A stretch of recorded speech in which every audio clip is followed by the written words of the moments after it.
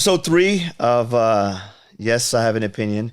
I want to introduce you guys to a good friend of mine and the producer of the show, co-producer. His name's Nick. Nick, say hi to everybody. Everyone, I want to say welcome to episode 3. Thank you for, episode 1 and 2. The feedback that we're getting, Sanj, is honestly, it was overwhelming. You see you saw a lot of ups and downs and people's personal feelings when it comes to other artists, other types of music, the sampling, all that story. So everything that you did together, Sanj, realistically, you literally put everyone together and you gave them a roller coaster ride. That's literally how I saw it. Yeah, it was quite funny because I didn't know what to expect. Like, I've been out of the entertainment business for it was like over 12 years. And so we honestly didn't know what to expect from it. And I thought, you know what I wanted to do? But before we do, actually start the real podcast, which I think episode 3 is this is the real podcast, right? Because I wanted everyone to get to know me. Yeah. And I thought that was really important. You come back after a long time.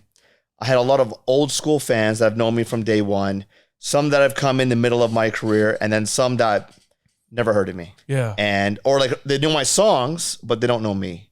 And so it was really important for me to go, you know what? If I'm going to do a podcast, I think it's important that the audience gets to know me. What I promise to deliver on this podcast is authenticity, being real, which we got a lot of that feedback. And I appreciate that from everyone. And kind of go on this journey together with everybody and kind of grow our audience and talk about things that are important to everybody.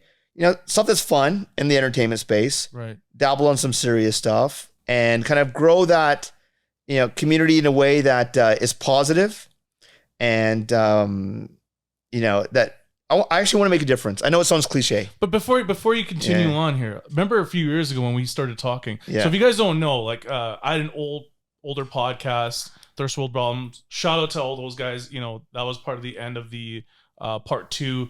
And, the agreement that Sanj came on the pod was we didn't talk about music. And at first, and the nice thing about it was I didn't want to talk about music.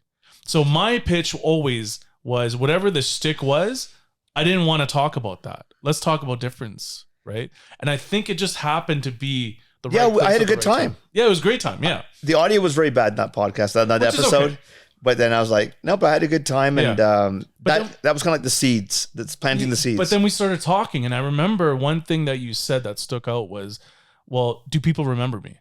Right. And that was the biggest, and I understand that. And I literally said to you, yeah, of course. Your songs are internal. Like what you said. Internal. Yeah. But the thing is, everyone's attention span is so short. But I'll tell you another thing, I was surprised. Yeah. I was expecting a lot more hate than I got. Part of me, to be honest with you, was a little bit disappointed that there were more haters. Literally, it was 90% positive. Yeah. And 10% negative. Well, after this episode, you will probably get more haters on this. So, it's all good. I call them my diaper babies for fun. But I mean, I think what I found interesting was I tried to go through all the comments from everybody.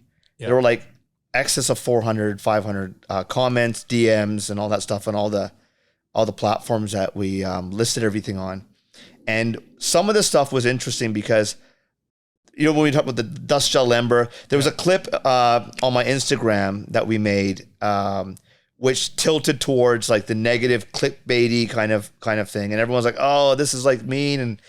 And there's 2 things I realized.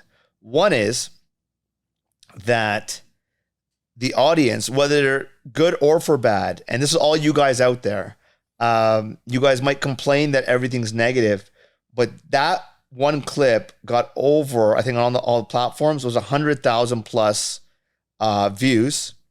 And then I go, you know what, let's put some positive stories. So, they're talking about, Sukhwinder Singh and my story with that and stuff that happened in Bombay that was a little bit more deeper, right? And those were substantially less. And the audience, I realize, is conditioned.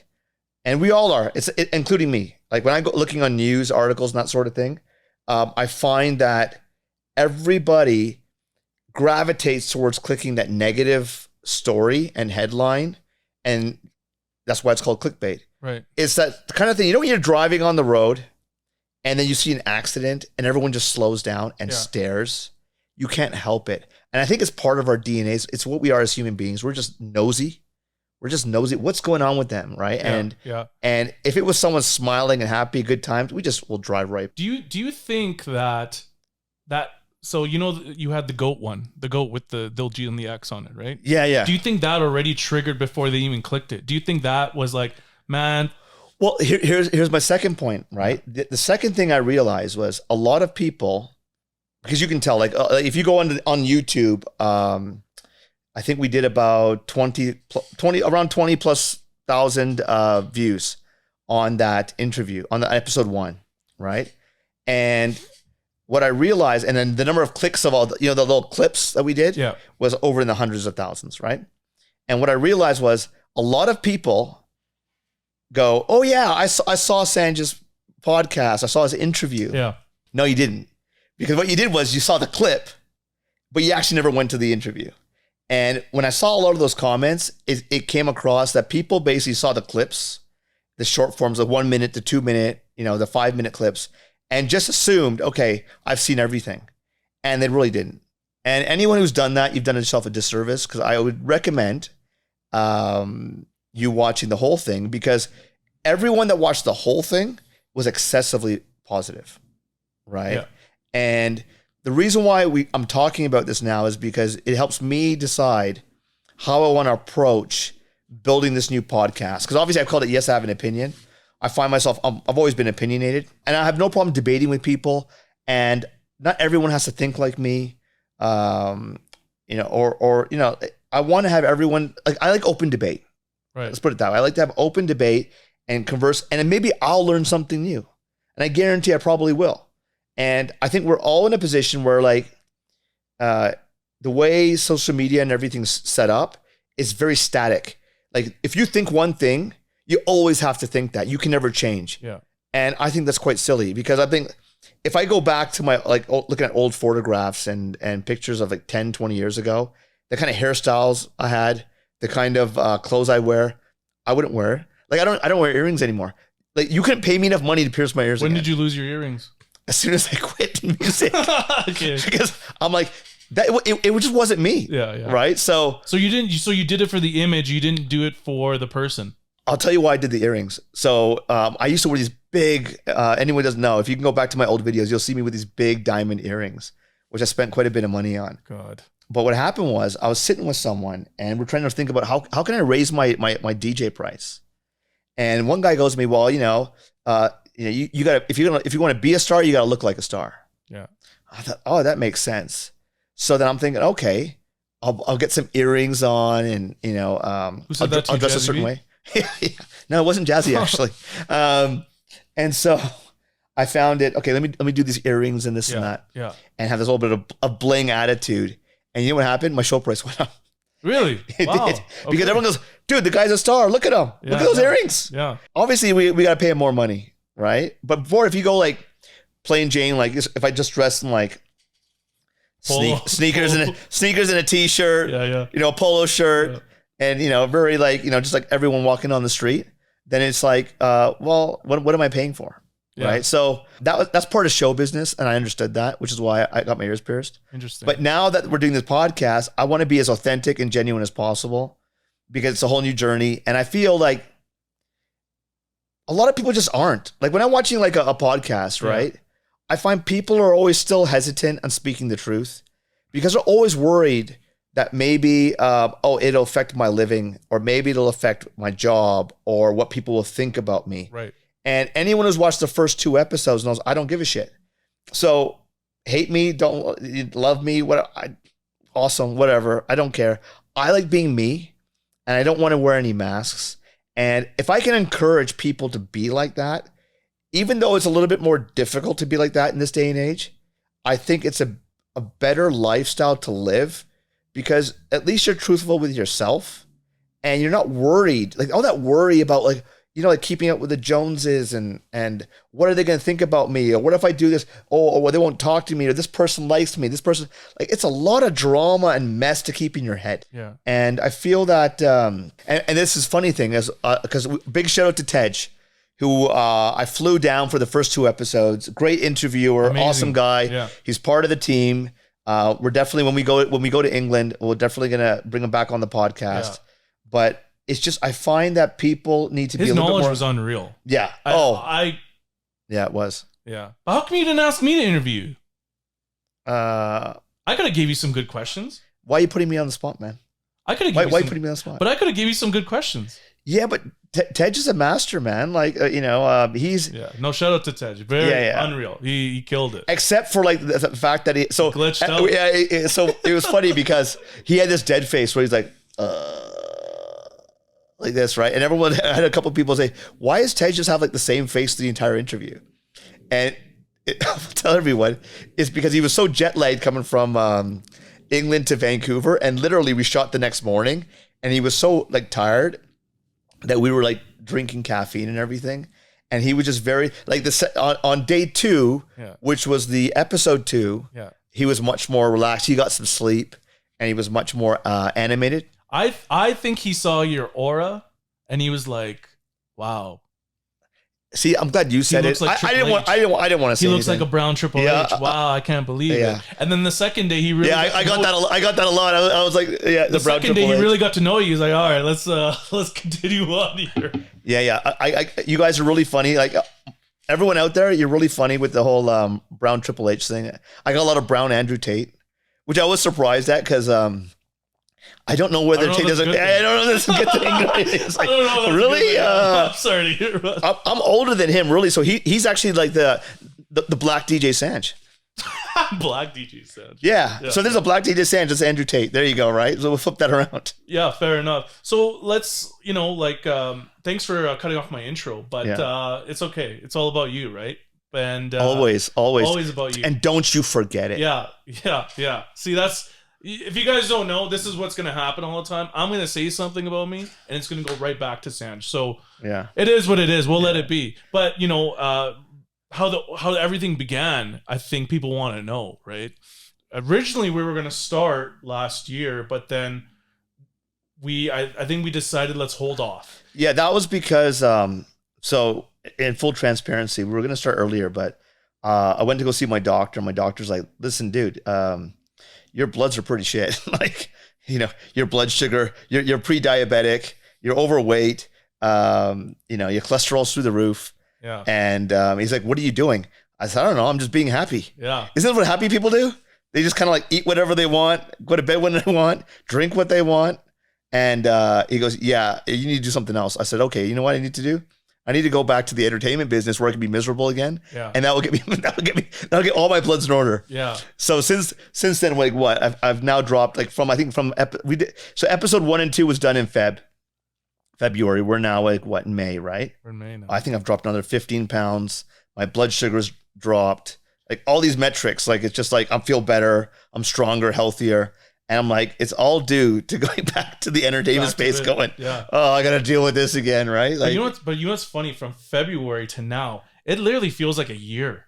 Yeah. Right? Yeah, it feels like a long time, but it's not. So much has happened. But I think it's funny because it was interesting that people were still interested in what I had to say, which I was, overwhelmed. I was actually overwhelmed, which is pretty rare for me.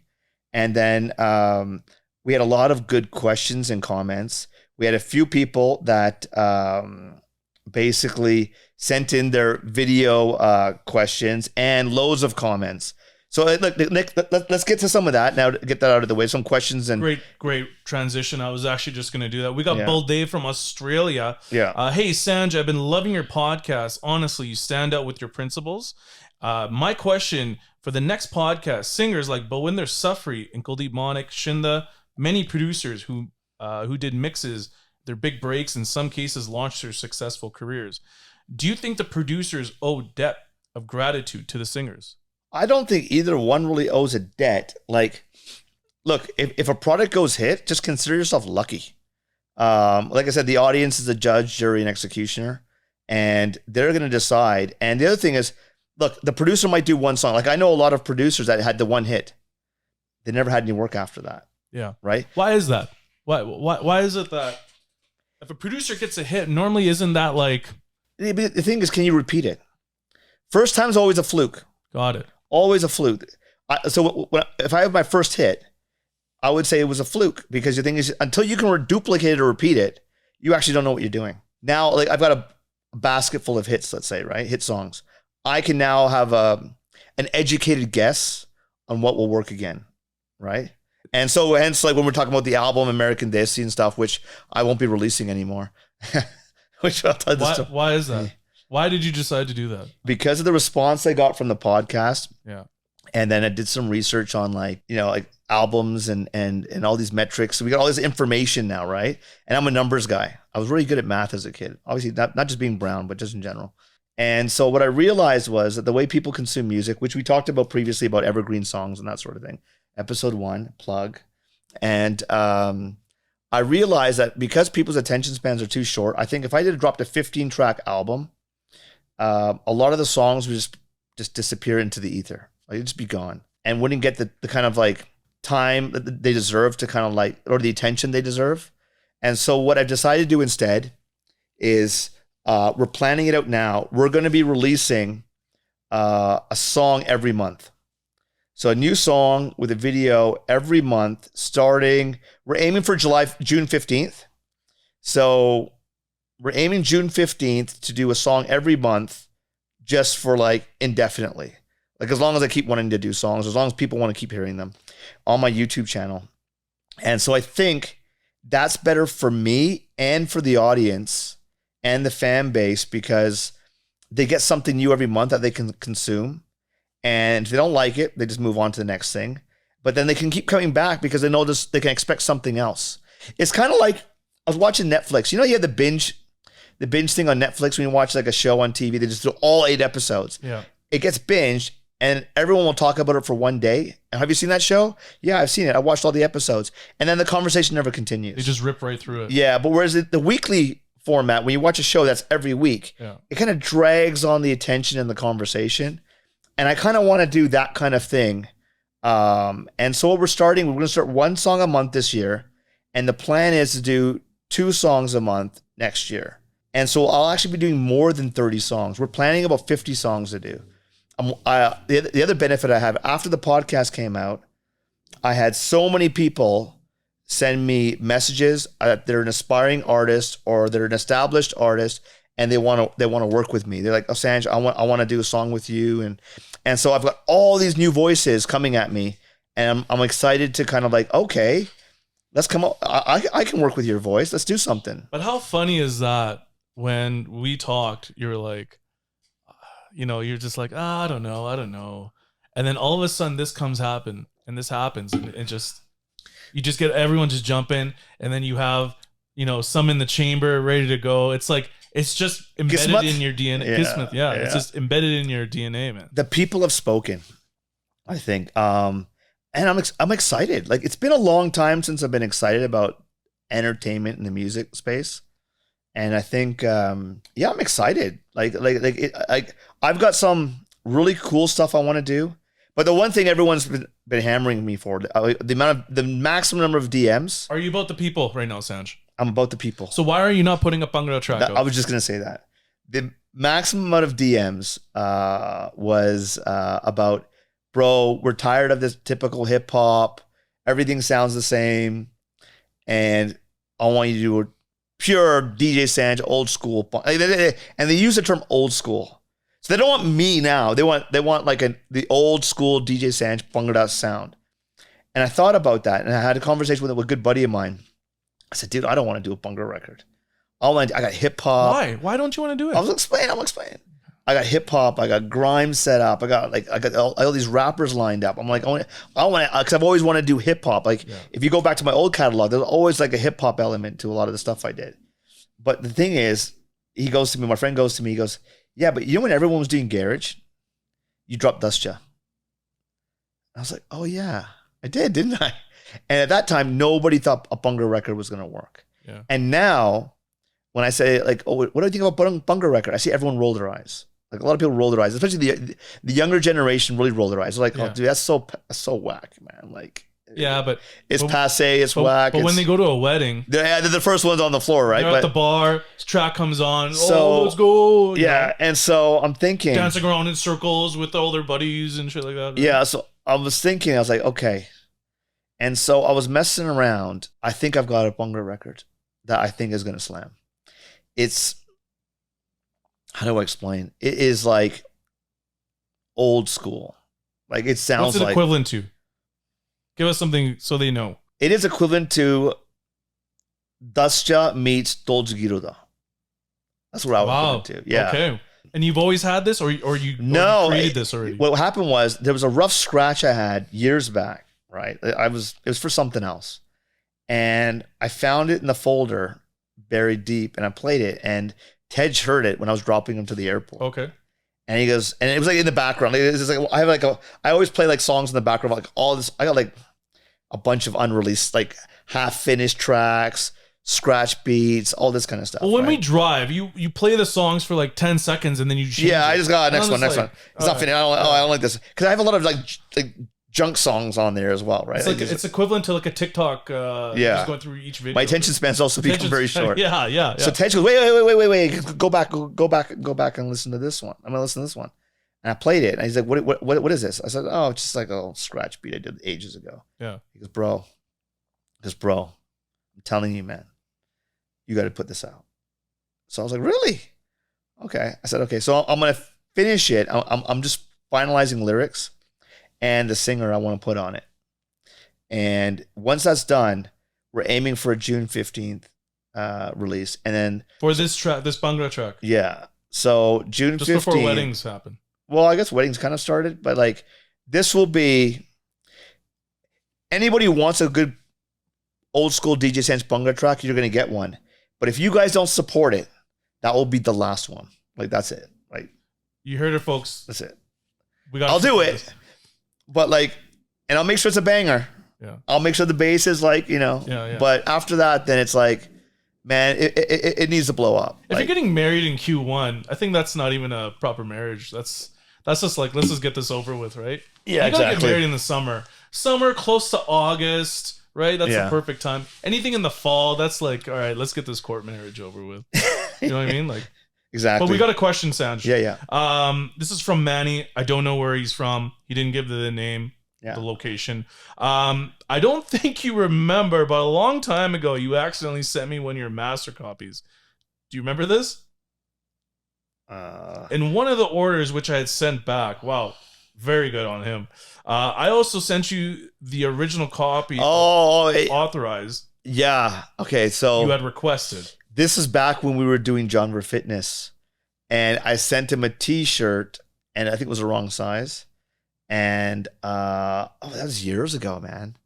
So then you gave him a master copy to make up. Yeah, I'm like look, dude, it's so funny. I've been messaging people on my YouTube. Yeah, I've been messaging people when I can on my Instagram, and I've been having so much fun doing it, like really connecting with people, and then also I've been trolling all my haters as well. Like I'll see a comment and I'll be like, okay, I'm like, I know I shouldn't do it. It's fun. I should be above this. No, it's but fun. I can't help it. I can't help it. It's fun. You can have that conversation. It's like if a fan comes up to you, Sanj, I hate your music. What are you gonna say? Thank you, or are you gonna go why, and have that conversation? I'm not. I'd just be like, yeah, man, you got a PhD and you must have amazing taste in music. Good for you. There you go. So but I can't help it. So why can't you do that on social media? Why is it like, oh, you can't do anything like that? We got to be bigger than the. I don't understand this. You're trying to figure out why. I guess is it taking the high road? But like I realize I'm not very good at taking the high road. Sanj, you're literally trying to ask why don't you like it? That's literally information for you. I'm not. Look, why someone doesn't like something I made or something I'm not too fussed about. It's not going to bother you. No, but it's when they say like something silly, like some really silly comments, that are basically like a borderline ignorant. Got it. And then I'm like, well, if you didn't listen to the podcast, then you're speaking out of context, right? And a lot of people that watch the clips, like the 1 minute, 2 minute clips that were on Instagram and TikTok. Yeah. A lot of their comments were like really horrendous because it's like, well, technically those clips are taken out of context and you got trolled because we trolled you on purpose. I know the question. We had people like, why was the first episode, why were the beeps? Yeah. What were the beeps? Well, And let's answer Manny's no. question. Oh, okay, Manny's question. So yeah. we're And then we'll go to the beeps. Sidetrack. We'll go to the beeps because I a lot of people going, it's supposed to be unfiltered. Yeah. It's supposed to be unfiltered. So Manny asked, my question has always been, I'm sure you get a lot of it. Yeah. How come all the song albums that you've done on Apple Music or Spotify, some albums like Pure Hip Hop Volume 1, D Unit, Bollywood Punk, or songs like Butch Gay with like Karen MC, why are they not on there? Okay, simple answer. Those songs have samples that we don't have the legal rights for. And so I'm in the process, which is why like Toronto was an actual song. So I dropped a single, it must be what, 2 weeks ago? 2 weeks, yeah. Toronto featuring Karen MC's vocals and a great, awesome rapper, Nave from California. Cool guy. And those songs had samples. So I couldn't put them on YouTube or on Spotify. They get flagged. They get flagged. Yeah. So we decided basically to go through the catalog slowly, like, you know, and redo and kind of revisit these songs and see how I would do them now. And Toronto was a good example of that. Before we called it Canada, and then because I have all the original vocals, and then we just cut it up and changed it up. Came up with a little bit of a new vibe, a new concept. Right. I didn't want to just put the same song out with like redo the sample. I wanted to actually reproduce it from scratch. Yeah.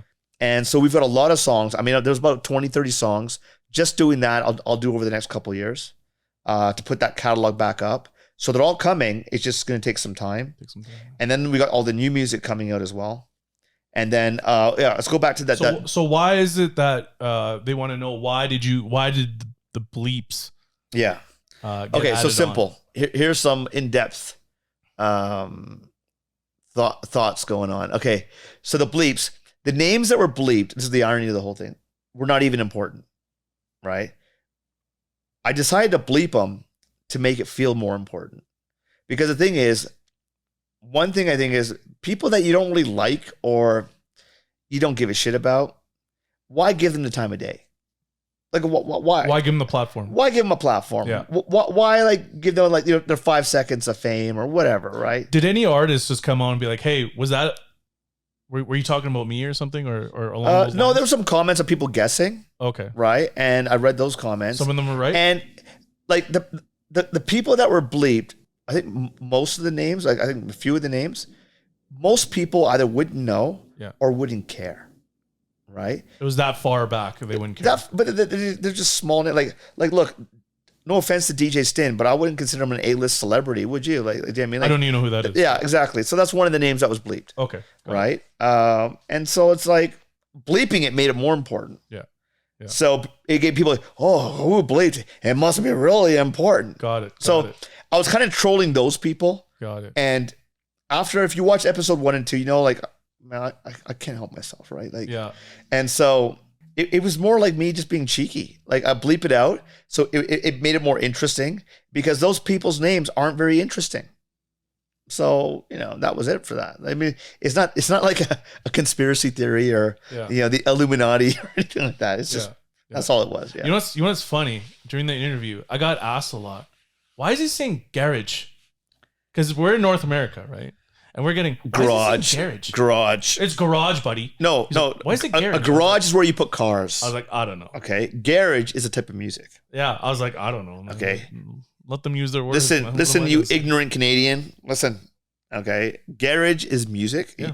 It's UK urban music. Got it. And a garage, right, is where you park your cars. That's how I would do it. Okay, what's the next question? I want to talk about, when you get all these videos of people doing performances. Recently, you just had some people send you videos doing, with a Miss Pooja song, right? How does that make you feel when you see that now after all this album's been out for years, but you see stuff like that happening? Does that? It confuses me because I'll tell you why it confuses me. It's because Punjabi music right now is so heavy hip hop influenced. There are no traditional instruments being used at all. Like your tumbi or any Punjabi percussion, even flutes. No one's using even a flute. Yeah. Right? It's just all straight up hip hop. And a lot of the hip hop, they're just taking the melodies and vibes from like the early 2000s. Because I know all that music. I lived in that music, right? And so majority of the people dancing to these songs, like they're all Bhangra songs, right? And so I still think that Bhangra is alive and well. I just think it's consumed differently. People like to dance to it as like, say like a dance class or at a wedding. I don't think it's car music. So the stuff that's popular right now, like the hip hop stuff, is car music. You're saying your music is not car music. Like Bhangra, like classic Bhangra music is not car music. Well, I don't play Bhangra in my car. Well, me neither. But. Yeah, like I just don't, right? Yeah. So, but if it's at a wedding, a few drinks, you're on the dance floor, man. Like that depends on the element of the scene. Right? Yeah, but I think it's very because it's very percussion heavy. Yeah, like traditional Bhangra music is very percussion heavy. I really think women hold Bhangra music down hard now. I see it. They perform. You don't see guys doing as much. Those queens, man. Those queens are keeping it going. They're handling it so well. You see all these videos. It's a feel good moment. Like when you posted the other day. Yeah. I saw that. I was like, man. So that was cool because I think that girl from Portugal. Yeah. And so she enjoyed it, and I thought, I'll share it, no problem, right? Like, how did that make you feel though when you see that, or is that you've seen it so much? I think it's cool. Right. I think it's cool because younger generations are still consuming that music, however they want to consume it, and I think it's totally cool. And I think it's maybe want to drop another Bhangra record, which I never thought I would want to do. Yeah, I never thought I wanted to do. It's powerful because look at how many people all over the world have listened to your music, right? Yeah, but people have danced for years. People have done intros. They're at clubs. Your music's everywhere. Yeah, but it's not so much my music. I think there's a lot of us collectively that have pushed, especially in the early 2000s. We really pushed that sound internationally. That Bhangra sound, the dol tumbi, the bass, the kicks, it wasn't just me. There was a lot of us. Like, you have to give shouts out to Punjabi MC, even Bali Sikhu's Jugni. Huge. Bali Sikhu's Jugni was massive, huge. Man, insane. And then you go to let's say Aman Hair. Yeah, Aman Hair's and he is a traditionalist. All those traditional stuff. True School, another one. Very folk, and a bunch of us collectively push that sound. Just like now, like if you look at, let's say in Canada, they're pushing this Punjabi hip hop, right? Yeah. And I think I say it like Punjabi hip hop, because they think they invented it. Yeah. But it's been around before they were born. So I'm glad you brought that up. So with Punjabi hip hop, obviously it's heavily Black culture influence. Yeah. Right. In today's, do you think that do you think we're ever going to get to a point where the originality, because it's not original, right? Let's put it I don't have a problem with that part. What I have a problem with is I don't think a lot of them are authentic, because everybody wants to be a gangster. There's this whole thing about everybody wants to be a gangster, right? Everyone's bad. Oh yeah, and there is an element of that whole gangster culture from Punjab and here. There's no denying that. But we're losing culture when that happens. Well, no, we're not losing it. The culture's just changing. But it's changing to a different culture. Part of it, but then look, there were gangs in Punjab long time ago. They had Black people didn't invent gang culture. No. There were different the mafia, Italians. That's gang culture. Yeah. Right. And so every the Japanese, the gang culture, everybody's had their own take on this gang culture. Right. The problem I have is that I'm talking about more the immigrant family. So the parents have come here, right, to say Canada, right, working 2-3 jobs, right, now to give their kids a better life, right? My parents did the same thing. They came to Canada to give us a better life, right? I don't think promoting gang culture is in service of your parents. I think, you know who the real gangsters are? I'll tell you who the real gangsters are. Parents. The parents. The parents are the real gang because they're doing it for the next generation, for them to benefit. They work their butt off, either driving Uber, taxi, 3 jobs, side hustles, especially now with everything being so expensive now, that if you haven't learned to honor your parents, I'll tell you what's going to happen. When you grow up past your 20s and you're 30, and I know this look, I've gone through my job. I'm at least a couple decades older than a lot of these kids, right? You're not going to be that cool kid anymore. You're cool in your 20s, right? At your 30s, it starts to be a little bit less cool. And then in your 40s and onwards, it's not cool, right? What are you giving back to your family? What are you giving your kids? What is the example you want to set? And for whatever your reason is, there's a better way. I just believe that there's a better way. And like, look, I'm one person that's been, when I was 16, 15, we had our own little gang. We called ourselves the POWs. Bangalen wale. Oh my God. Yeah. And who decided that name? Jeez. Yeah, I'll put my hand up. Yeah. And we used to run with these jean jackets and stuff like that with Chuck de Forte on there and POW and I get that you're a teenager and you're figuring things out and all that stuff, and there's some peer pressure involved and all that. Yeah. But I think, look, if you're a kid whose parents are working really hard to make a roof over your head and give them some respect, and give them respect by just being better. Yeah. That's as simple as that. I'm not a person to lecture people. Do whatever you want. Yeah. I believe in free choice, and I have my own opinions about money, fame, celebrity, like that Met Gala nonsense. What's wrong with the Met Gala? Oh, geez. Oh, we're gonna get started on that. It was for a good cause. You know what I don't understand what people do is it's like all those people at the Met Gala were like, you know what? I want to be a giraffe at the zoo. And so you go to the zoo, like I'll buy a ticket to go to the zoo, sure. I'll go to National Geographic and watch the Animal Channel or whatever, and just watch the animals. And it's like that. These people are walking around, standing there, all dressed silly, and for attention, and having everyone just look at them. And I just find it.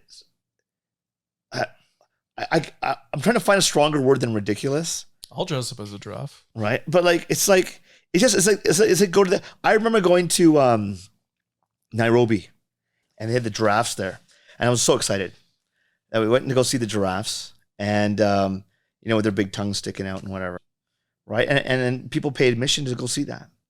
It was kind of like like another thing that really annoyed me. Remember when all those women, the celebrity women, went to on space? Yeah. No, they didn't go to space. Just above the atmosphere. Yeah. And then I can't remember which one. It came down. One of them kissed the ground. Katy Perry kissed the ground. I was just like, and then there was like a slow motion clip. Yeah. Like from like Armageddon or something in the movie. We're so cool. We're like, we're going to space and we're like so cool. Yeah, look at us. What a waste of time. And I'm thinking, what a waste of resources, money, right? And time. Yeah. That could have been used much better. And you know what? We're all to blame. You know why we're all to blame? Because we watched it. And I'm thinking, you know what? People complain about society. You're damn right. Society is and I'm telling you right now, the irony of the whole thing is we're all a part of it. But the Met Gala has been going on for years like this. Yeah, but it's getting worse. Okay, besides the format, you didn't like Diljit's outfit? It was like, listen, so I'll give you my take on this. Yeah. So just shake my head. So I thought his outfit was phenomenal, right?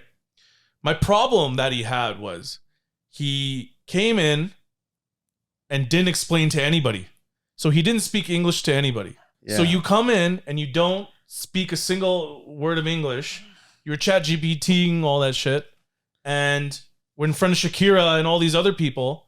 and you can't even explain what your outfit means. So him wearing that outfit was meaningless.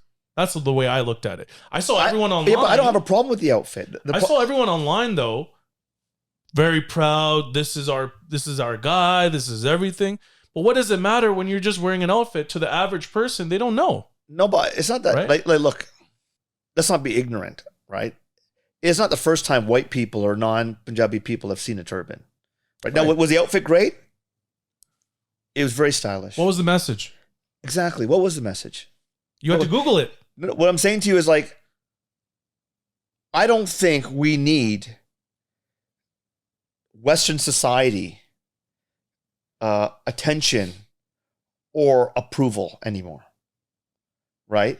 Who gives a shit what the Western society thinks about it? You know, there was a whole phase about cultural appropriation. Yeah.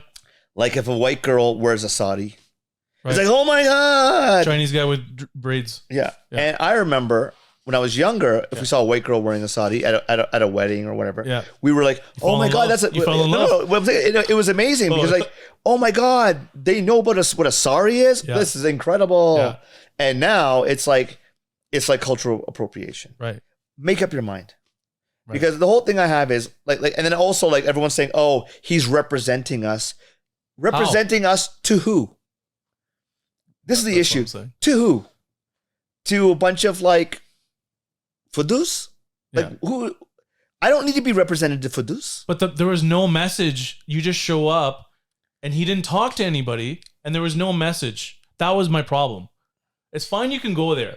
I would love to go there. Don't get me wrong. But I mean, if someone asks you, tell us about your outfit. If you tell the story behind it, wow. Okay. Meaningful. Here's what I would.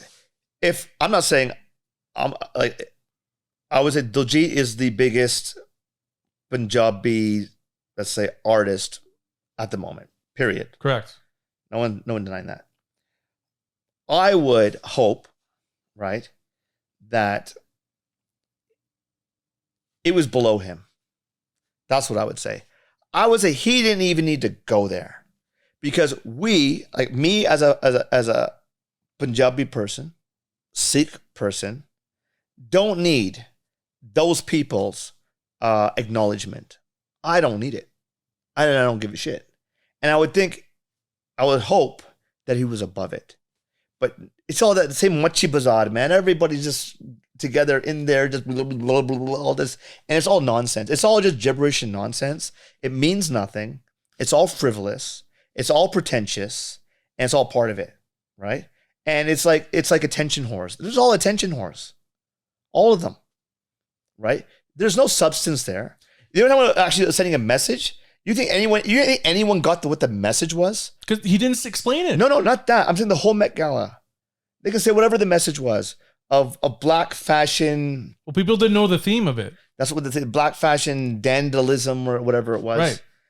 Okay, what is that? I've never heard that term in my whole life. So basically, educate me and explain it to me. So basically, it's Africans that had to basically leave Africa and go to different countries. So, for example, African Canadians, they had to adapt to the winter but still keep their roots. That was literally the theme of everything. Yeah, but whose approval are we looking for? So all this, so that's fine. Yeah, whose approval, whose attention are we seeking doing all this stuff? Right. Oh, white people? But Sanj, if you got invited to that, I wouldn't go. Why? I'll go for it. Listen, I have turned down invitations to all kinds of stuff. Back when I was in the music business full time, when I was living in Mumbai, I'm like, I don't need to go because I have no interest. Like, right. Go for what? And the only complaint I have with Diljit, the only one, is I would think you're better than going there, instead of going there for the sake of like attention, and it's the wrong type of attention. Yeah, right. I know. And then the audience, if you feel you're being represented, I understand that totally as well. Yeah, but do you really care what the people that audience? Do you really care what they think about your culture and your heritage? Who gives a shit? I don't give a shit what anyone thinks. I don't give a shit what they think about my culture. I was a kid in London, Ontario, getting my ass beat every day. Do you think I gave a shit? Well, I don't care what those people think. But what about representation on a grand stage? You don't think that's important? But to appeal to who? It's not about appealing. It's just the appearance. Do you have to appear? It doesn't mean anything. Everyone thinks it means something. It doesn't. Yeah. Right? You have to be comfortable in your own skin. You know who your friends are. You know who your family members. You know the people you care about. You know the people that directly affect your life. Focus on those people and put your energy there.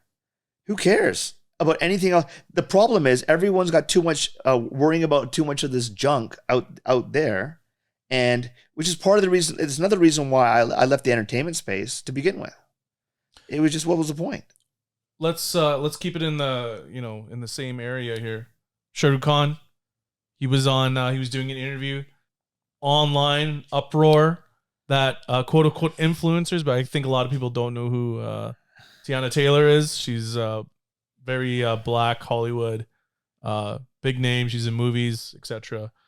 But basically asked, "Who are you?" And it seemed like he got humbled. And a lot of people were like, "How do you not know who he is?" There's nothing wrong with that. I don't think there's anything wrong with that. I'll give you this is the problem with celebrity. Yeah. Okay, like I haven't watched hockey in like 25 years. Okay, and so you used to watch sports long time ago. So you lied to me. Okay, go on. Go on. You told me you didn't watch anything. The only thing I watched we're talking 25 years ago. I used to watch Boston play Montreal. Oh, okay. That was the best, okay. Right? Continue. Guaranteed fight. But I watched it because that guaranteed fight was going to happen. Fair right? enough. But what was it? The point I was trying to make was, like, I can meet someone, right? Yeah. If I don't watch hockey, I'm not going to know who this hockey player is. Say a hockey player walks up to me. I'm not going to know who he is. So I'll ask. And I got no ill will, no intention. I just don't know. Yeah. Right? Someone can walk up to me. If you don't listen to Bhangra music, or you're not from, let's say, the UK Bhangra scene, or nothing about it, you have no clue who I am. Mm-hmm. Right? Nothing. I'm not going to take up. I've had people say, "Oh, would you have done anything I've heard before? What kind of stuff? Oh, that's interesting." I've got no. I don't even zero bad intention. If someone goes, "Oh, can you educate me or explain to me?" Because I don't know, right? And it's all becomes that part of that clickbait culture, right? That we have a story here. How do we get people to tune in and get clicks, to get advertising? This is what people don't understand. You know when someone goes, I want an LV bag, I want to buy a Prada bag, or whatever. Louis V, right? Or I want to buy. I want to one day. I want to own a Ferrari. Okay. What only thing you're doing, right? You've been programmed to think that's important, to think that's aspirational. Okay. But all you're doing is making the person that owns that IP rich. Like, wasn't the guy who owns like Gucci and LV and all? It was like one of the top richest in the world. So we've all made that person richer. Do you think he gives a shit about us? He don't give a shit about any of us. He doesn't know who we are. We're ants to him. Okay? We're ants. Totally irrelevant, get stomped on. He wouldn't give a shit. Right. Okay? Fundamentally, once you understand that, you stop caring about all these things. And I think people need to get away from this, like really figure out what's important in their life. Because I think everyone's just confused and lost and think, to fill that gap of like, this will make me happy. I'm going to buy this and it'll make me happy. Right? Do you think it's more of a cult following that a lot of these celebrities get at this point, where it's more of an obsession and it's kind of like it's kind of like politics. It doesn't matter if you're right or wrong, whatever the situation is, you're going to ride to that one side. No, I think part of it is, if you look at the entire history and course of human nature and the history of humans, we are probably in the most easiest point in that history. I don't know what the next 100 years will. The 100 years might be different, but as of right now, we are living in the greatest abundance of convenience. Okay, because we are living in the greatest abundance of convenience. We've got too much time on our hands. That's the bottom line. We don't know what to do with ourselves. So you know what we're gonna do? We're gonna gossip like old ladies. We're going to gossip like old ladies, talk about what people are wearing at the Met Gala, talk about how no one knows Shah Rukh Khan. I did my bestie. Oh my God. And that's what we're going to do. You know why? Because we just got too much time on our hands. And that's the problem. And what I'm telling people, if you got too much time on your hands, do something productive. That actually will change your life. Who cares if some black person did not know who Shah Rukh Khan was? Who cares? Well, honestly, who cares? Yeah, but it bothered a lot of people. And I don't think Shah Rukh Khan cared. It looked like he did. Nah. You saw the video, right? It looked like he got a little humbled, like, okay. No, he may have been thinking like, hey, you know what? I'm Shah Rukh Khan. Well, when you had Sabyasachi had to go, do you know who this guy is? This is one of the most famous people in the world. He's in the top 5 richest actors in the world, yeah. Right? Like. But the thing is, that's fine. But who cares? Yeah. That's what I'm like. Is it worth all the melodrama? Right? It's like watching those those Hindi dramas you see where they do the close up of the woman's face or the guy's face and the dun dun dun, and it's like dun dun dun. Dun, dun, dun, dun, dun, dun, dun, dun. And then it's like the close-ups of the eyes and everything, all that drama. He goes, yeah, it's the same thing. It's all just drama. We're catering to this. We want this drama because we got nothing else better to do. I'm going to say overseas since we're in North America here. Do you think they heavily watch what North America does? Or do you think they just get... Oh, I think, television the and influence stuff, of North America. Yeah, because Hollywood and American television have permeated the world. It's everywhere. And I know this because when I used to go as a kid to the Pind, right? We went to the Pind where they had like one channel or two channels, not even like, it was like one channel, I think, for 3 hours in the day. And do you know what show I used to watch? What? In the Pind? What? We're going back like 40 years. Is English show? Huh? English show. MASH? Star Trek. Star Trek. Star Trek was in Punjab in the Pind. I love Star Trek. But what I'm saying to you is Western media and television has pushed... It just rules. Yeah, because... So if you think back the history, it was a way to promote the propaganda of the West versus the communist of the Russian communism movement, right? So the Cold War. It was a great weapon, and like if you look at history, I think it was one of the weapons that made America win the Cold War, right? Because it just pitched two sides: communism versus capitalism. And you know what won? Capitalism. Why? It was just so much cooler to watch. That's right. Yeah. Right, and that was it. Like, so it just comes down to. I mean, that's the way how I looked at that whole thing. That was just capitalism at its best, and that's what Hollywood is, right? Not so much now. Now Hollywood's a little bit different. But what I'm saying is, for a long time, promote the Western values, Western culture. This is the right way to do things versus doing it the way the other guy does it. We got JS Jugga here asking, Ghost Productions, does SANJ do it for other artists? What does he think about it? Okay, so what Ghost Production, for anyone who doesn't know, is basically you don't get any credit. You get paid, but you don't get the credit. Commercial credit, I'd say, like for making the record, especially if it does well. Like, you just don't get the credit. Is that a very common thing, Ghost Production? Do you think? Of course it is. They're like, look, a lot of people don't know. Okay. So how heavy? So do you for think example, so look at Western music, right? Yeah. Okay. There's loads of producers that you've never heard of that have produced some of the biggest records, like especially rock and roll records. Yeah. It's not you have the band players, but there's a guy who's produced it, right? And like, look, Ghost Production is its own industry. I did a lot of ghost work. But now you say ghost work, I was hired to do a specific job, and I did it. But you don't get the credit. But it's not, I got paid. So yeah, but you didn't get the credit. There's no credit on it. Who cares? Well, yeah, I got paid. Well, that's what. Yeah. Right. You know, like I want to get an oil change. Right. I want my car running really well.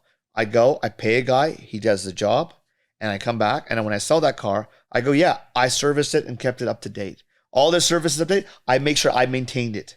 Did I really maintain it? No, I hired someone to do it. Now, technically, is he a ghost mechanic? I'm not giving him the credit. Do I need to give? Well, the mechanic that actually did the oil change and the tune-up is A, B, C, D, right? No, it's a ridiculous argument because the thing is, you got paid. I've been paid. I don't complain about it. I got paid. But if you don't pay me, then I say, give me credit. That was the argument I made in, I think it was the episode when we're talking about Bollywood. I said, look, I've produced stuff that like a lot of people, like we're talking about Diljit. Yeah. I'm the one that produced Diljit's first film song, right? In Melka Radhirabba. No one knew that. Right. I've produced songs on like multiple films for different, music directors and whatever. The ones I got paid for, I was cool. But if I didn't get paid, I was like, listen, then give me some credit for it, right? That was the whole argument in Bollywood, right? Like, do one or the other. Is there such a thing as ghostwriting in Punjabi music? And English music, for sure. Okay. Go on Fiverr. There's loads of people that offer you ghost services. No, but I mean, like, is there hit songs that have been ghost written by somebody, but somebody else has it? I don't know off the top of my head, but because it's very common in like hip hop and all that other music. 100%. Right? You got paid. Yeah, you get paid. That's your job. You get paid, and some people prefer it that way. They don't want the attention, but the thing is, because of ghosting, they can probably get more money, right? And that's what I want to get back to this point. The way the industry and market is now, a lot of it's bullshit. Now, what do I mean by that? So since the episode 1 and 2 came out, obviously I had loads of messages, DMs, but some of those were also from people saying, "Hey bro, hey Paji, do you want more Instagram followers? We can help you. Do you want more TikTok followers? We can help you. Do you want views on YouTube? We can help you. We only charge this much." And I was like, I don't even reply back to that stuff. And I was like, okay, this was kind of going on towards the end, like when I left in 2012, buying views and all this thing, right? On YouTube and stuff. And now, like, you can, now it's not so much buying the views, it's buying the promotional campaign. So Spotify and YouTube and all these platforms clued on and go, listen, these people are buying views anyways. We might as well be making the money from it. Yeah. So they call them promotional views, where basically you pay YouTube $100, $200, and they'll give you a bunch of views. They'll basically rig the system so that the video it plays on your playlist next in a rotation, or it shows up more on the browser or whatever, right? And just to increase the view count. So you feel better. Oh, I feel so much better. But the other flip side of that is, and everyone's guilty of this, including me, when you're flipping through videos and music and whatever. So imagine like when you're scrolling through and you're watching a bunch of videos and you see 25 views. You're probably thinking, that's a crap video. I'm going to skip it, right? Even though it might be a good video. But you've already been like, manipulated in thinking that it's not a great video. And then you see the next video, it's got 1 million views. You're more likely to click on that video with 1 million views because you think, oh, it must be 1 million people are watching, or it must be popular.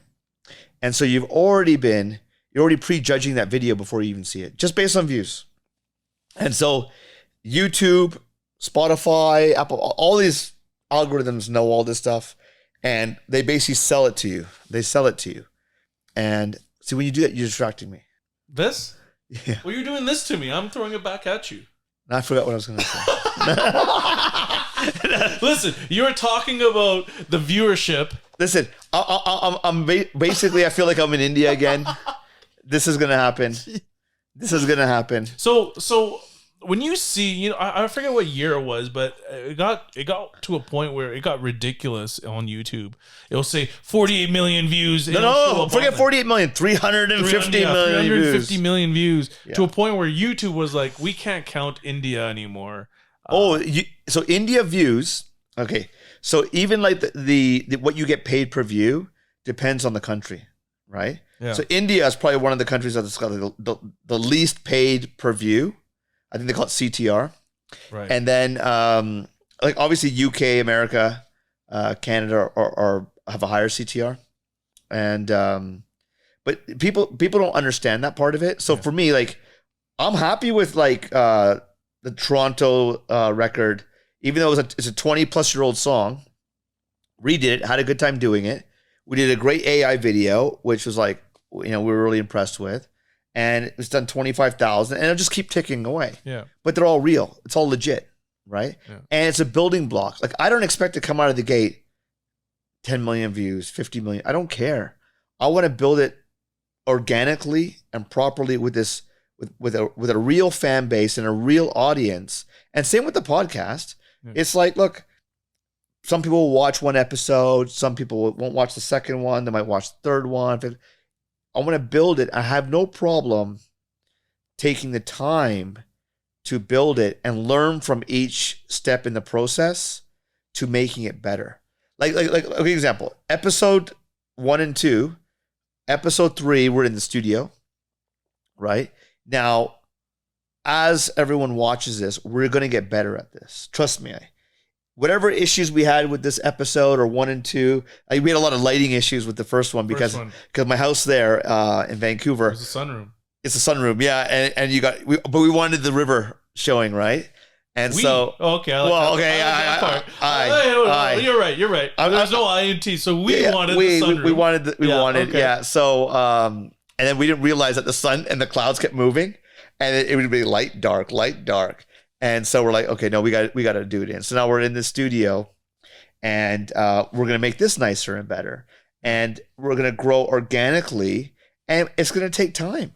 And I love that process because each step of the way, more and more people are gonna come on board, and it's just gonna feel real. And I think that shouldn't be understated. I want everything to be real and organic. Yeah. And I know, like, some people will convince themselves that no, buying promotional views and this and that is all part of the marketing and all this stuff. I said, look, end of the day, a good song is a good song, and the algorithm will put it in front of people. And if people watch it, the algorithm is just going to push it to more people. And if more people watch it, then it's going to keep doing that again and again and again. And you'll get there. Like, I know, for example, in time, I don't know if it's going to be the first record, the second record, the 10th record, the 15th record, but I know guaranteed one of the records I put out this year is going to blow up. Do I know which one? No. But when it does blow up, it's going to be real, and that will make me feel good inside, and everyone out there will know that, look, this is the real deal.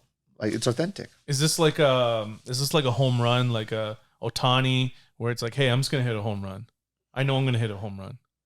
I don't know anymore. How does that work for an artist? Sorry to cut you off, but how does that work for an artist? Like, to me, when you said that to me before, it threw me off because I'm like, I've never heard that before. Well, I'm not into the music, right? But I mean, it's more of like, I know I have one. It's just, which one is it? Like I said, is that confidence? How does it go? How do you think of something like that? I've had enough hits, and I've produced enough hits for other people as well, that I kind of am good at what I do, just as a matter of fact. And it's only a matter of time. You just run the numbers. You run the odds. Like, eventually you'll get there. And you have to have the patience, right? And I have that patience and long-term thinking to build something. And then, like, look, I might come out of the gate and hit a home run. But you know what happens then? Everyone's expecting the second one to be a home run. And I'd rather go up slowly and then kind of stay up there. Got it. Than go up right away. And then I'm like, oh shit. Like, now because everyone's going to expect like, when we go back to like episode 1, we talk about Master of Destiny. Yeah. Probably one of the best things that happened to me with that Master of Destiny flopped, because I learned a lot from that. And you learn from your failures. Like, I had this thing where it's part of this book I'm writing, and I call it this concept, rich kid, poor dad, right? And the reason why I say rich kid, poor dad, imagine now you have a bag of coins. So your kid has a bag of coins, a big bag, lots of coins, he's rich. And then the dad has got a bag of coins, but he's got maybe like 5. Reason being is each coin's a mistake. When you're young, you're rich. Why? Because you can make a lot of mistakes and you can afford them. As you get older, mistakes become more expensive. So now, for me, I'm very careful about making mistakes, and I'm more calculated because each mistake costs me more. Whereas when you're young, I said, go make all the mistakes you want, man, but learn from them. First time's fine, second time's a crime. Make the mistake once, just don't make it again. And this is part of the process. So, and it's all part of improving, getting better. And look, you got one life to live, just enjoy it. But like it's not that I don't think life's that complicated what people make it to be. And you can fill it up with a lot of popcorn and junk. But in the end, just be true to yourself, be authentic, don't wear too many masks, don't worry about what other people think, don't worry about approval from other people. And I know it's hard, saying it is it's hard to do, and especially saying it's easy. Young. Yeah, I get that. Yeah. But at least put that in the back of your head and make an attempt. At least you're trying to not care what people think. And once you know who you are, that's okay. Like, that's who you are. It's who you are. Run with it. What's that quote that you had today? Oh, about about the Milli Vanilli one. Yeah. That was on a different topic. So basically, like, this is equivalent to this. Yeah, I guess. So I'm watching this Netflix documentary on Milli Vanilli. Now, obviously, like, if you're 20, I would say 30 and under, you don't know. Yeah. But there were those two guys that they were like a singing group, and they looked good and everything, and they basically like a massive number ones, but they lip sync. It was all produced by this other guy, and he just put them on stage, right? The crazy part is the guy that created Milli Vanilli was the one behind Boney M. And Boney M was a disco band in the 70s. Boney M, yes. Oh, really? Yeah. I didn't know this. Yeah. Okay. So same guy, the same guy. So Rasputin. Rasputin. So they never sang it. It was a white guy that sang it, but he put a black singer up front. Oh. Yeah. So and he did it again with Milli Vanilli. Crazy documentary. You got to watch it. It's on Netflix. But this quote he goes, lies take the elevator, the truth takes the stairs. I thought about it. I was like, bad. That's bad. But this is coming from the guys who lip sync. Yeah, lip sync. Yeah. They did this quote. But it's so true because the thing is, lies will get there faster and first. Yeah. But eventually, the truth will get there, and I'm a firm believer in that. So I don't worry about anything because I don't hide anything. I don't bullshit. I don't care. Yeah. It's like, the truth will set you free. That's kind of equivalent to the paying for streams, paying for. Yeah, like you're paying for it. And all that, yeah. So when people go, "Oh my God, it must be a hit. It's got 5 million views," but you paid for it. Like, you won't feel as good. Like I wouldn't. I wouldn't. I'd be like, and that's why I've never had massive views on anything I've done. Yeah. I've never paid for anything. Like if I paid, if I'm gonna pay, I'm gonna pay for 100 million. Do you know what I mean? Why I ain't gonna Mickey Mouse the shit? Yeah. I'm gonna pay for 100 million views, right?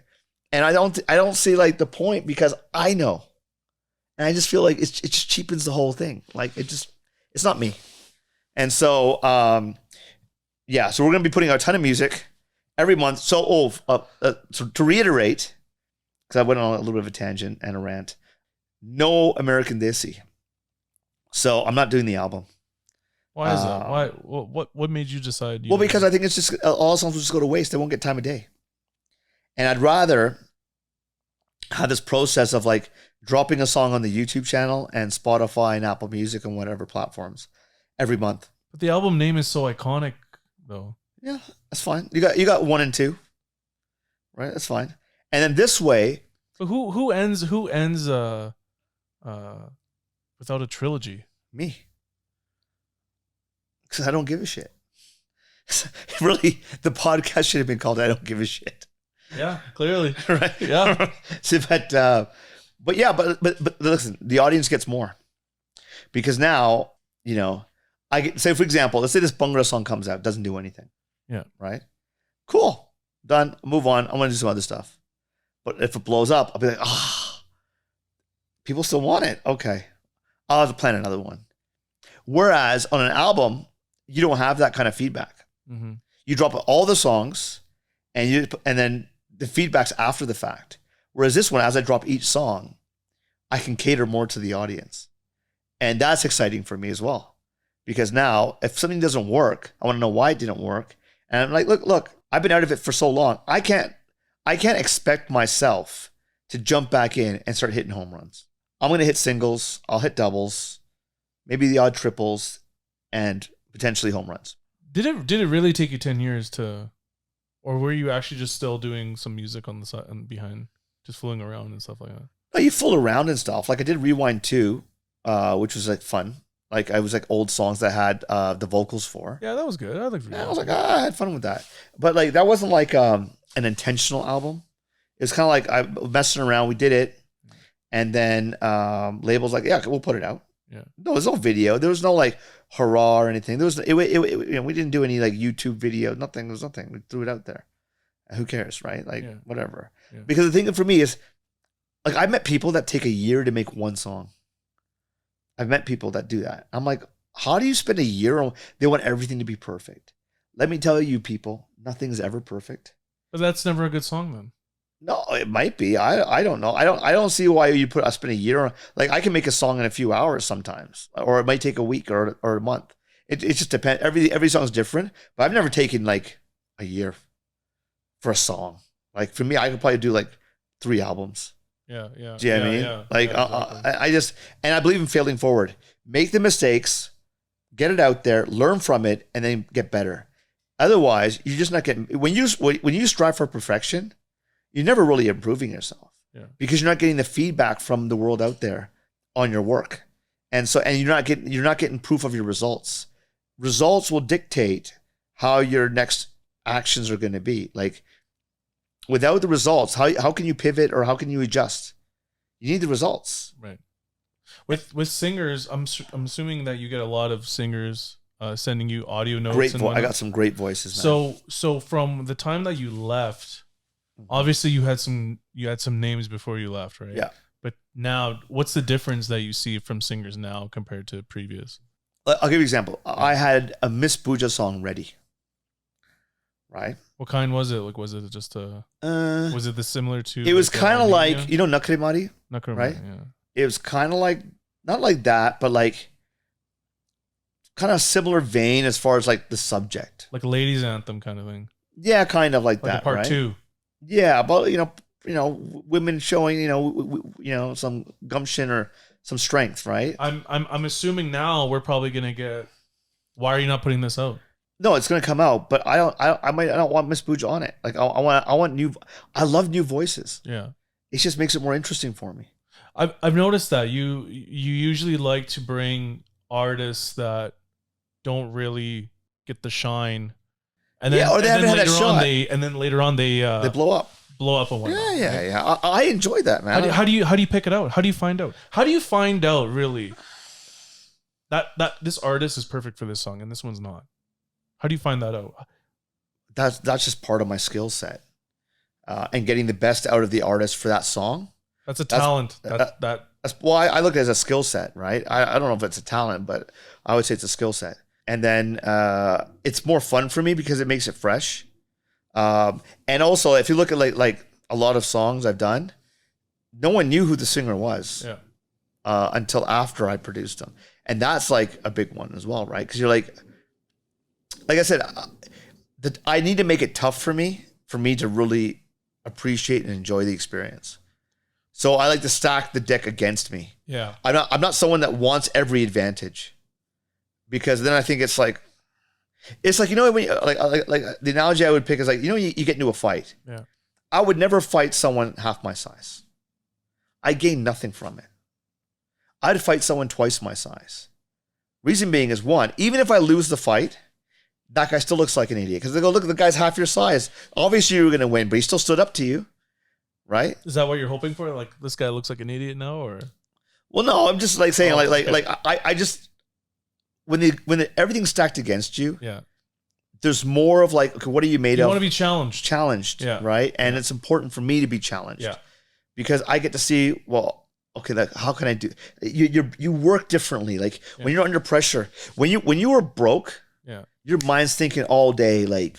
Grinding or driven. Like, oh, how am I going to get out of this problem? But why don't you ever want to throw yourself like an easy alley-oop for one? Be like, hey, let's make a good one with Because you know when you okay, let's say hey, here you go, and you toss the ball, and I smack it out of the park. Yeah, it was easy. Yeah, exactly. I had no interest in that.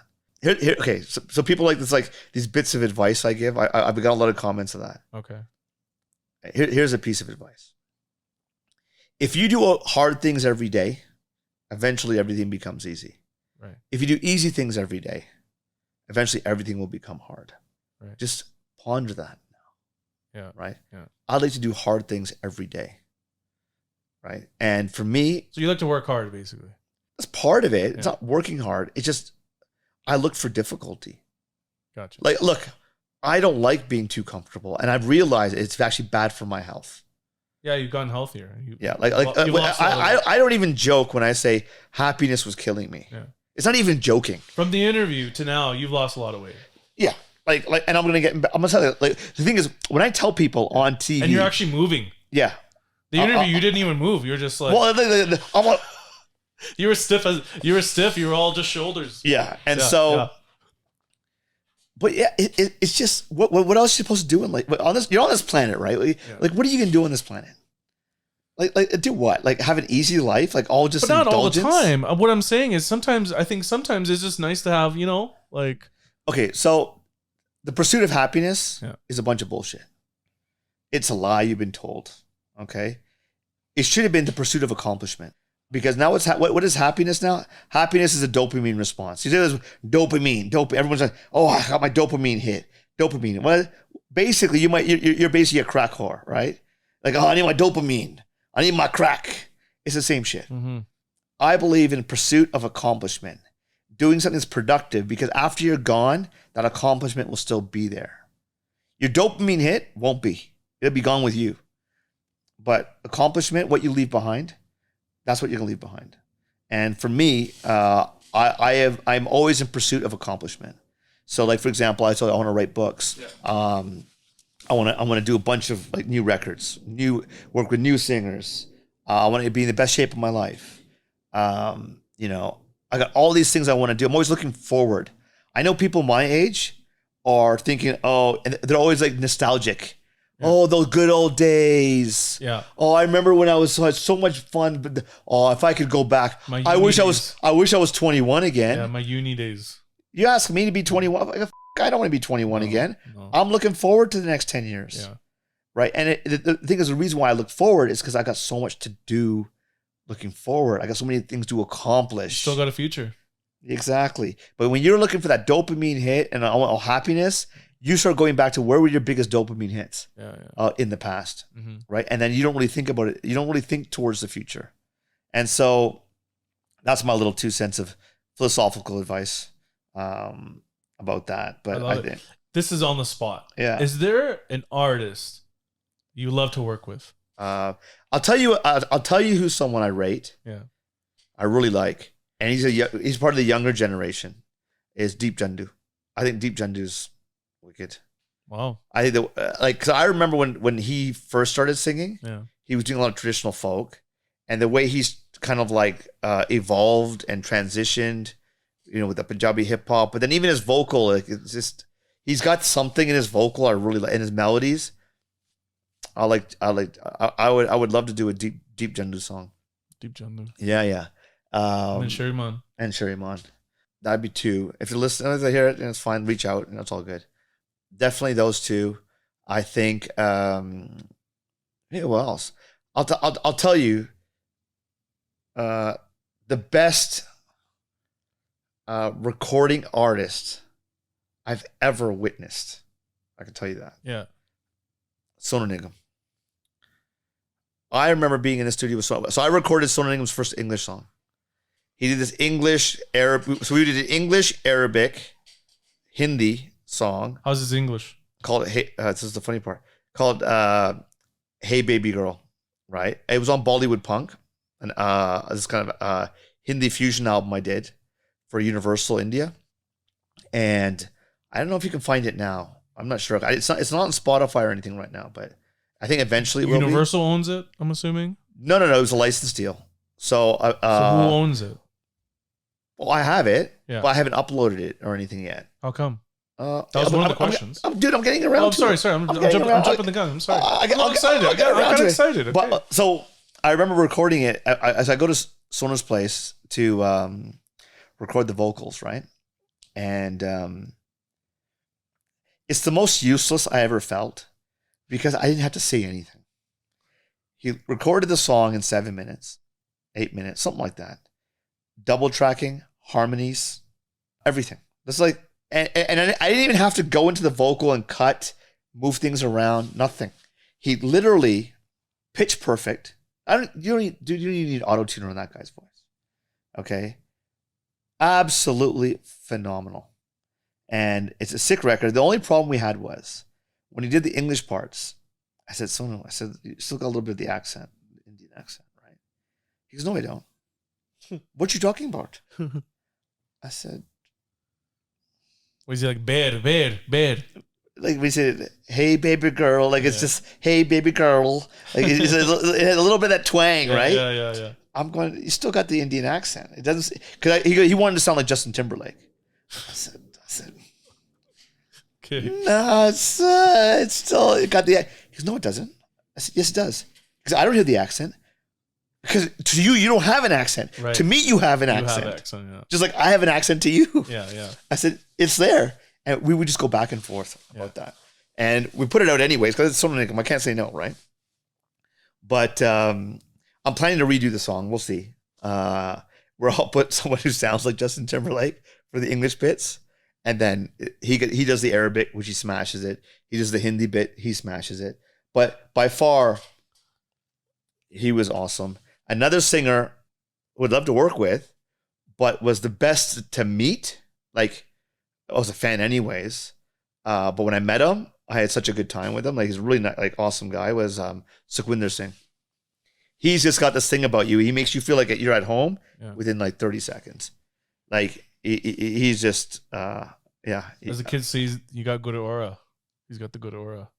Yeah, no, he when you meet him, he's just so like, Aja, come on. Like, it's just like very friendly, awesome. My experience meeting him was amazing. And I only met him like for a bit. Yeah.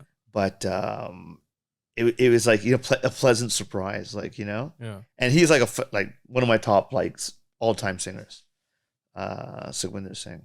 But I've been fortunate to either work with all these singers, right? Like these are like some legends, man. Like it's been fun. And the thing is, like the DJ SANJ, let's say like fan base or whatever, they don't know a lot of the work I've done. Yeah. Like it's not even, like that's what we're trying to get at, right? We're trying to let everyone it's know. Ghost producing. I'm a ghost in producing. Yeah.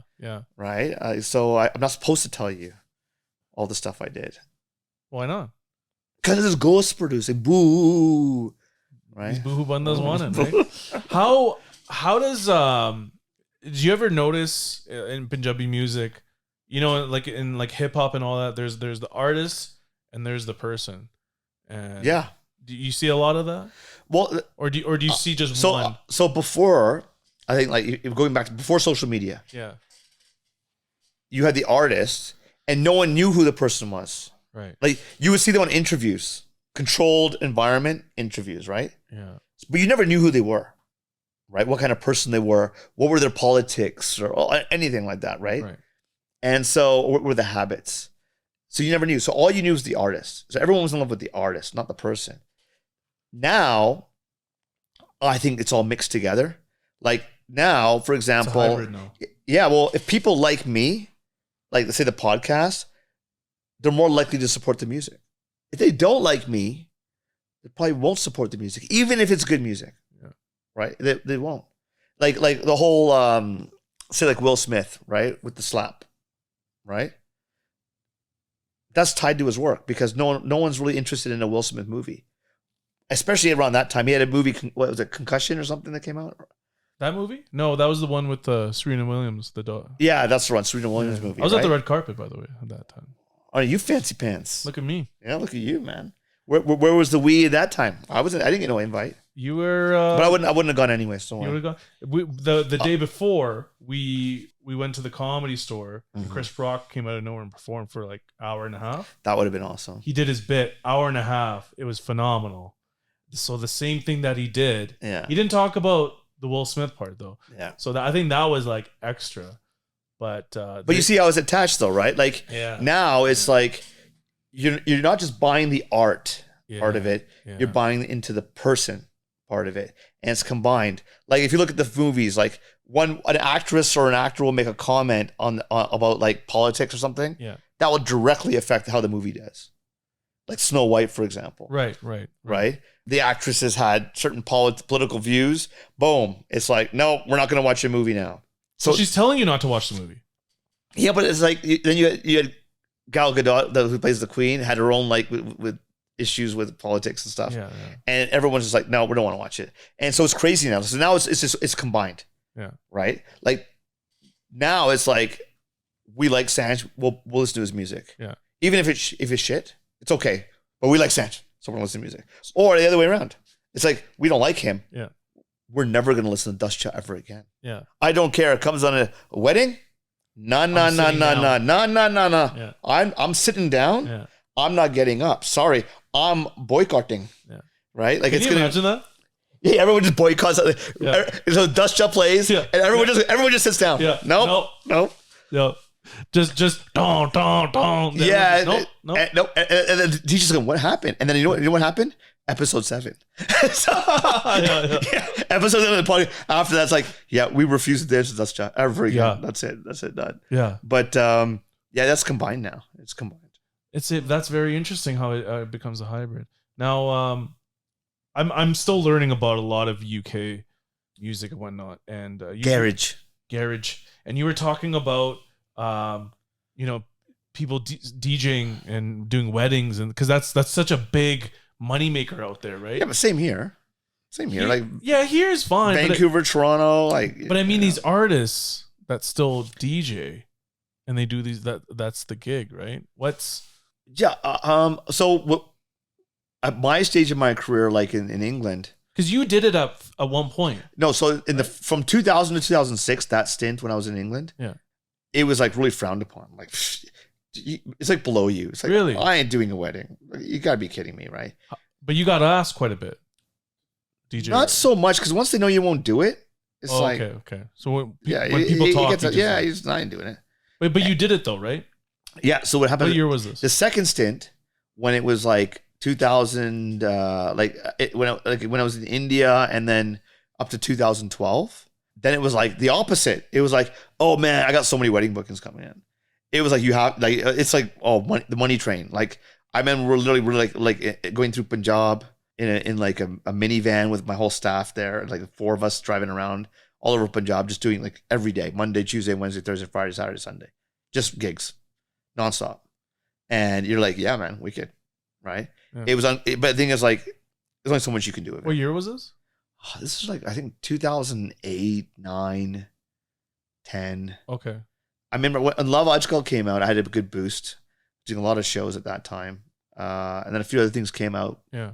And then American Desi, then I was just busy.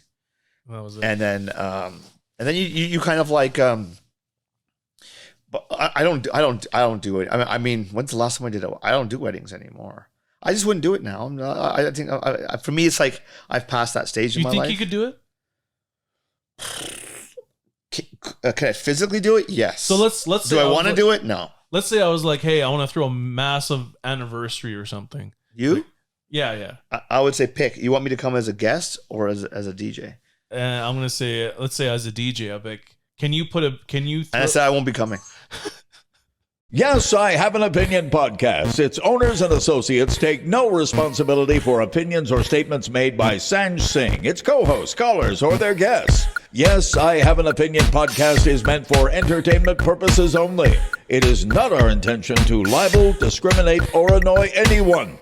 If you get annoyed, just tune in to something else.